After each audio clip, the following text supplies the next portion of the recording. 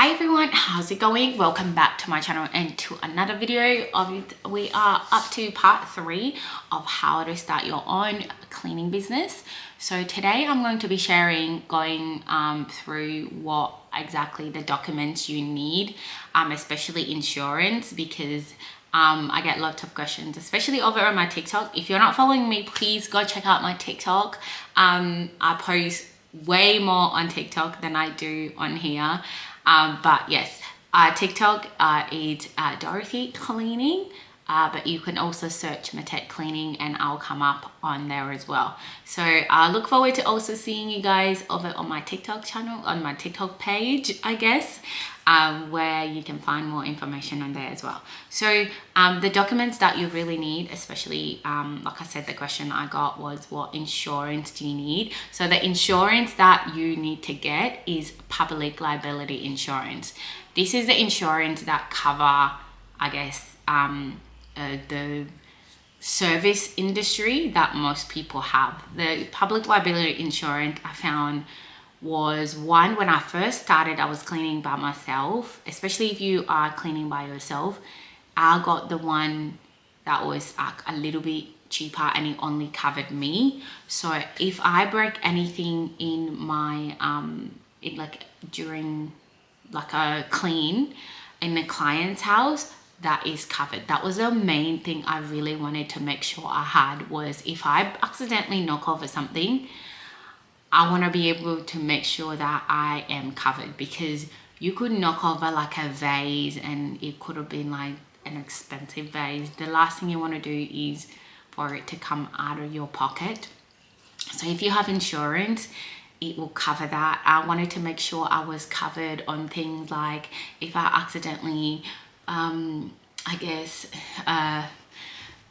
like knocked over something which then went through the wall, like major things like that. I wanted to make sure that was covered. And also if I was vacuuming and I pulled the vacuum and it accidentally went into the wall and chipped like one of the side, that was something I really wanted to make sure I do get covered. Or when I'm cleaning in the bathroom and I accidentally knock over like a perfume, like those are things that I was just like, I just want to make sure I'm covered, because yeah, I do not want to have to be forking out like hundreds or even thousands of dollars out of my pocket for things like that. So I have covered for that. But then when I got someone on board, then I had to go and change my insurance, so to make sure that also my employee was covered as well, because if they knock over something and they're not insured, if they're not under your cover, public liability insurance, then you will have to fork out that money. So making sure that if you are with someone, making sure that they are covered will save you from having to pay money out of your pocket for anything they damage.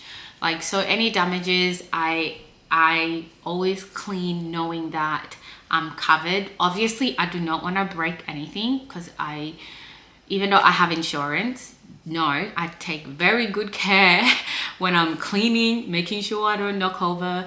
How many things have I broken since I started? I think I've broken like 2 glasses.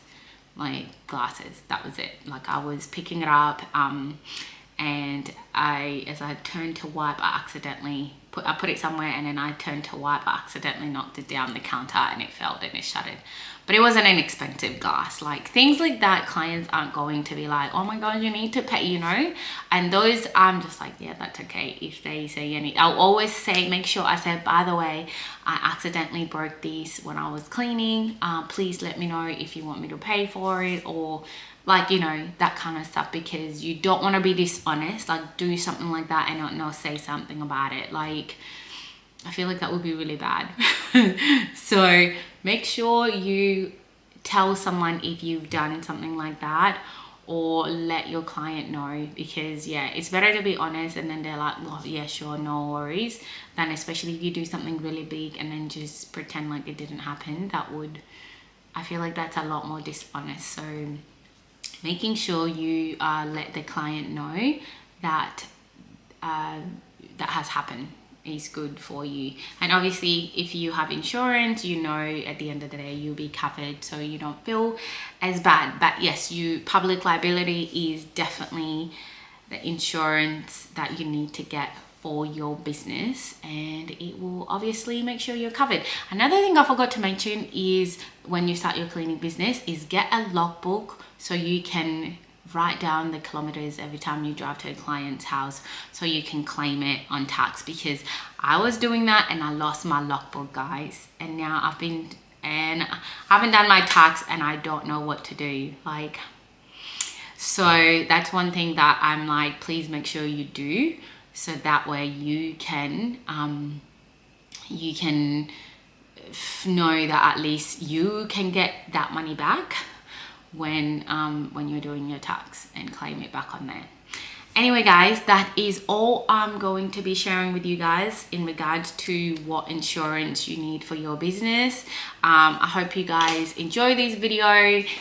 Give it a really big thumbs up and subscribe, and let me know in the comments what other videos you guys want to see from me. Until then, I'll see you guys in my next video. Bye, guys.